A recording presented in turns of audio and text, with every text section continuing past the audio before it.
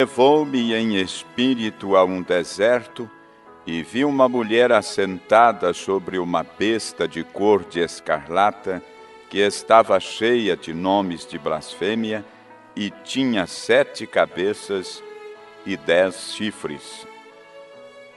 Apocalipse capítulo 17, versículo 3, onde li esta escritura que o apóstolo São João escreveu em Apocalipse, capítulo 17. Meus ouvintes, estes símbolos são símbolos que já estão claros para aqueles que têm tido uma revelação escriturística nesse tempo do fim. Já sabemos, como tantas e tantas pessoas também têm conhecido isto, no decorrer da história, que a igreja mais velha, mais antiga, que foi organizada, a mais antiga do mundo, é a Igreja Católica. A luterana é a segunda. Então vem Zwingli, depois de Zwingli vem Calvino, e de Calvino segue para os anglicanos. Os anglo-saxões tomam frente, então a Igreja Anglicana, e o rei Henrique VIII, e protestaram, e assim sucessivamente, e seguindo a Wesley, os metodistas, nazarenos, os santos peregrinos e, por último, os pentecostais, que também já faz tempo, unidos no Concílio Mundial de Igrejas. Todos estão organizados. E a Bíblia ensina claramente que a Igreja Católica é uma mulher. E aqui em Apocalipse 17 fala desta mulher de má fama. E ninguém pode modificar isso, porque os séculos já têm passado. Isto já tem sido confirmado para todos, que se trata de uma igreja de má fama, porque a mulher na Bíblia aponta para a igreja.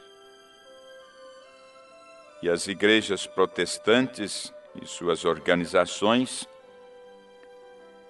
são suas filhas. Apocalipse capítulo 17, onde temos lido, você pode encontrar isto bem claro.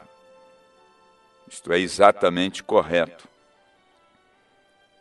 Então eles têm, as pessoas agora, há em todas as igrejas pessoas santas, salvas, acreditamos nisto. Mas Deus não chama o seu povo através de uma organização. Ele os chama como indivíduos. Deus trata com indivíduos, seja você um metodista, batista, um protestante, e católico, ou seja o que você for. Deus te conhecia antes da fundação do mundo e te predestinou para a vida eterna, ou você foi predestinado para a perdição eterna. Predestinado por quê? Porque ele viu, desde antes da fundação do mundo, aqueles que seriam salvos e os que não seriam salvos. Por isso é que dizemos que têm sido predestinados ou para uma coisa, ou para a vida, ou para a morte.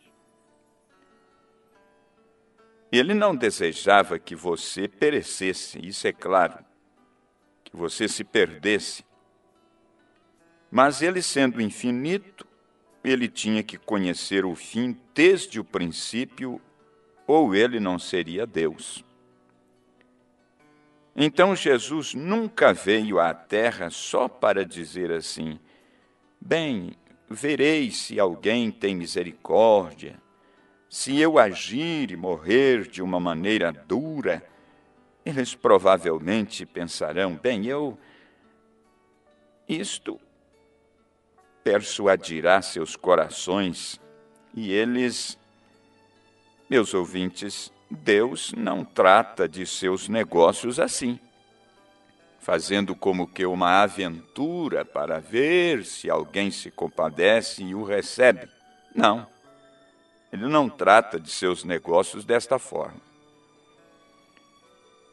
Então, Jesus veio para um propósito específico, exatamente buscar e salvar aqueles que estavam perdidos. O propósito é salvar aqueles a quem Deus, antes da fundação do mundo, sabia que seriam salvos. Ele disse assim, isto é correto. Então você, não é para aquele que quer, ou para o que corre, é para quem Deus mostrou misericórdia. O apóstolo São Paulo disse aquilo. O mesmo homem aqui, você sabe, ele disse, esta foi a razão pela qual Deus pôde dizer antes de Esaú ou Jacó, até mesmo nascerem. Ele disse assim, eu amo a um e odeio o outro. Antes mesmo do menino nascer, Deus sabia que Esaú era um trapaceiro e ele sabia que Jacó era ele amava a sua primogenitura. Então ele sabia, mesmo antes do mundo existir, sobre isto. Agora, nós vamos encontrar, dentro de pouco prazo, o tempo nos permitindo, quem era aquele que sabia disto? No primeiro capítulo da carta aos Hebreus, você encontra o Paulo, o apóstolo, expressando assim que Deus, havendo falado antigamente muitas vezes e de muitas maneiras aos pais pelos profetas, a nós falou-nos nestes últimos dias pelo Filho. Nos falou nos últimos dias pelo seu Filho. Agora, como pensaria você, então? O que seria um profeta? Teríamos, então, um profeta desse dia? Absolutamente. Falaria ele através disto? Certamente. Porém, agora, os profetas, você veja, os profetas do passado era o Espírito de Jesus Cristo, que estava ali expressado através de cada um daqueles profetas do passado. Todos os personagens do Velho Testamento prefiguram a cruz.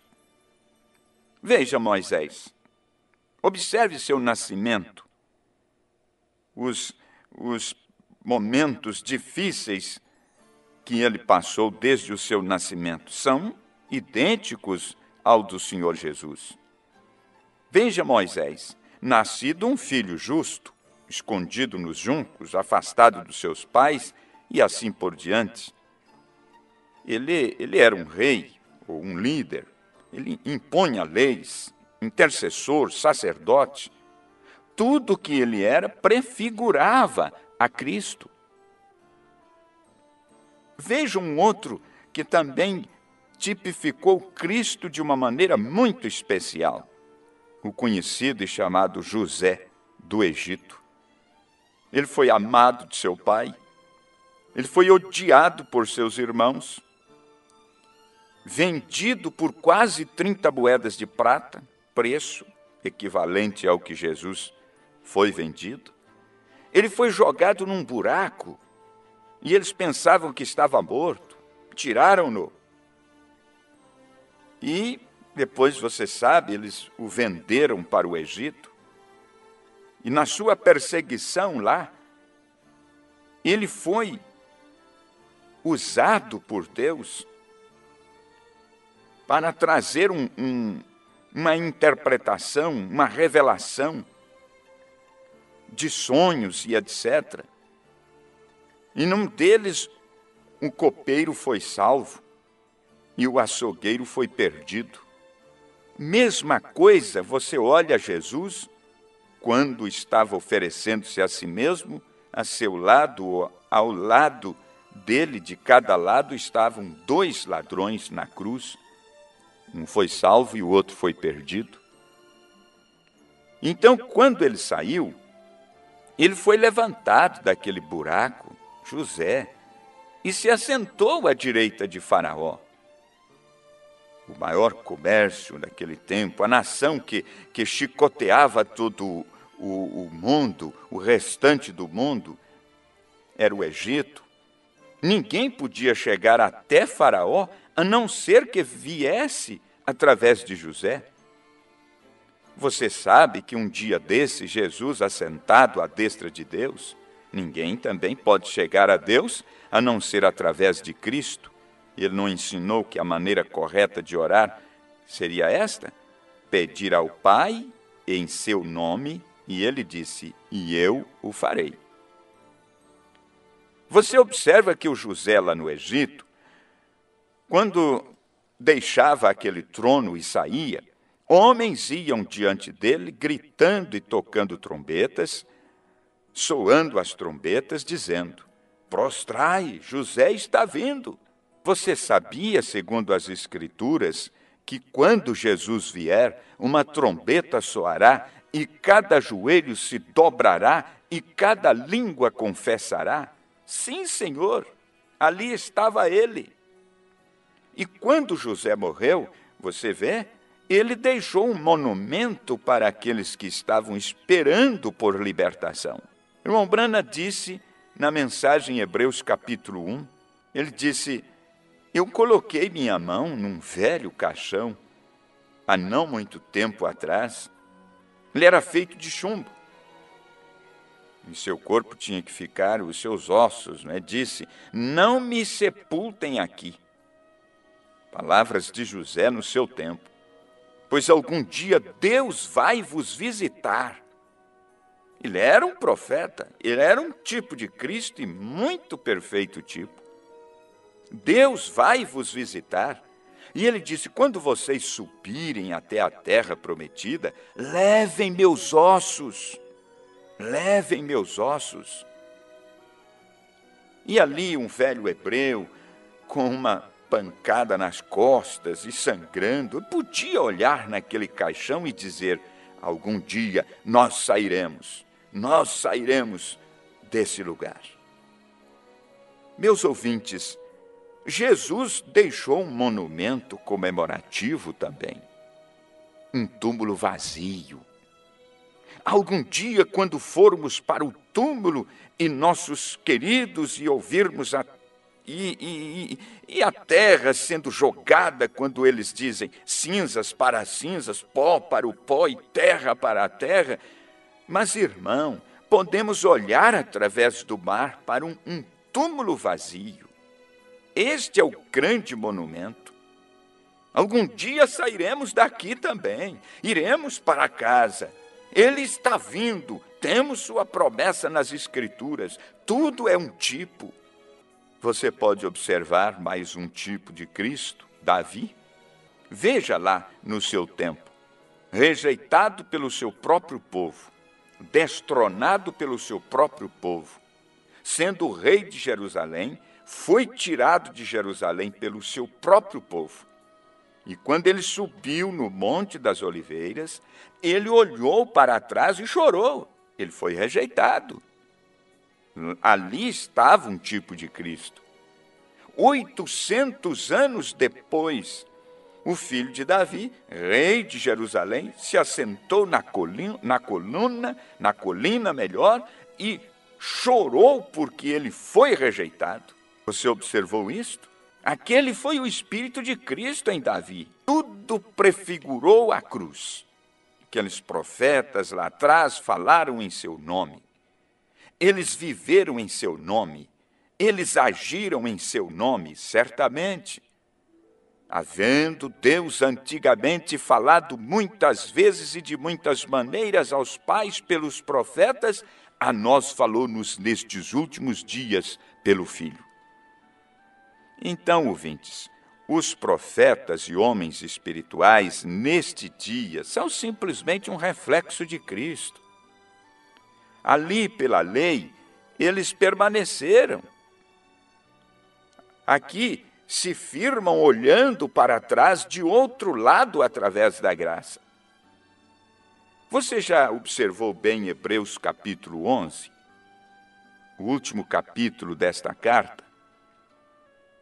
O profeta olhava estas coisas e ficava meditando e indagando dentro de si, como, por exemplo, ele disse: eu sempre quis saber aquilo no último capítulo, na última parte do capítulo 11 de Hebreus, quando ele fala a respeito de Abraão.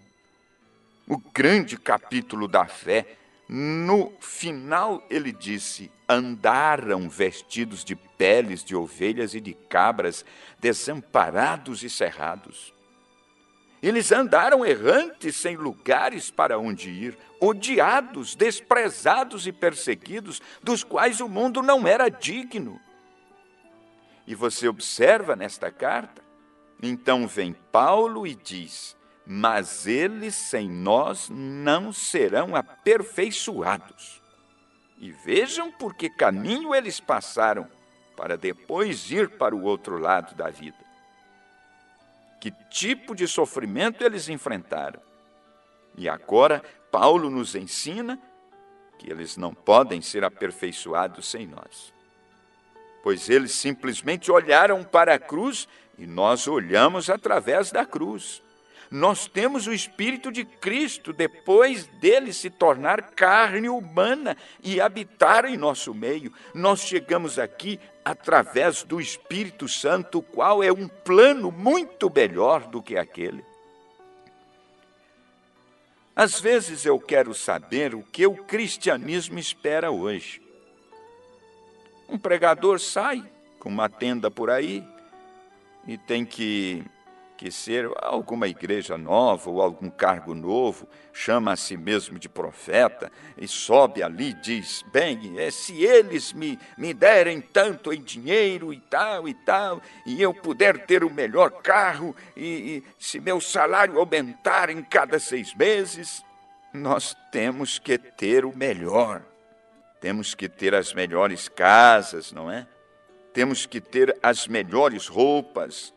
O que faremos, ouvintes, irmãos, quando nos colocarmos na presença daqueles homens que andaram errantes, vestidos de peles de ovelhas e de cabras, sem lugar para encostar em suas cabeças, peregrinando nos desertos?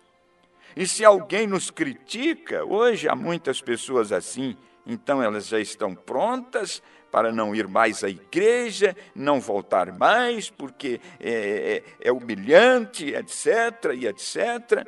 O que o cristianismo requer hoje? Deveríamos nos envergonhar de nós mesmos se colocar o nosso testemunho em relação àqueles que eles tiveram naquele tempo. Ó Deus, tenha misericórdia de nós. Naquele dia, ele falou através dos profetas, mas neste dia, através do seu Filho. Aquela foi a palavra de um profeta ali, esta é a palavra do Filho hoje. Bendito seja o nome do Senhor.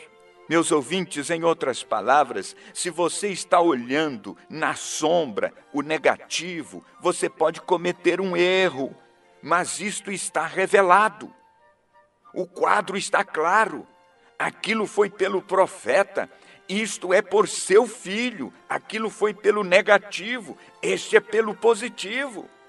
Você vê isto? Não há chance para perder. É uma coisa positiva. Este dia pelo seu filho é positivo para o seu povo, para a sua gente. Compensa examinar bem estas escrituras, conhecer a mensagem precursora da segunda vinda de nosso Senhor Jesus Cristo, que é a revelação da Bíblia. Ouçam isto. Ele foi constituído, Cristo foi herdeiro de tudo. O diabo sabia disto desde o jardim do Éden. Você vê, o diabo ouviu aquela palavra ali naquele dia do julgamento daquelas pessoas. Ele disse: por que viestes do pó, ao pó retornarás, e a semente da mulher ferirá a cabeça da serpente. Uma semente prometida, e isto foi o Senhor Jesus. Você precisa examinar seu evangelho autêntico, genuíno, sua palavra, não uma tradição, não um sistema organizado, nada disso, mas a palavra dele, a mensagem dele, e abraçá-la e aceitá-la em seu coração, em sua vida, e segurar nisto como que entre a vida e a morte, sabendo que esta é a única palavra que nos conduz à vida eterna, que está sendo revelada nesse dia, nesta hora em que vivemos. Você pode tomar uma decisão agora, crer mesmo nisto, abrir seu coração, sua alma e recebê-lo como seu Salvador? Faça antes que seja tarde demais. Deus eterno, complete estas palavras em cada coração ouvinte, no nome do Senhor Jesus Cristo. Amém.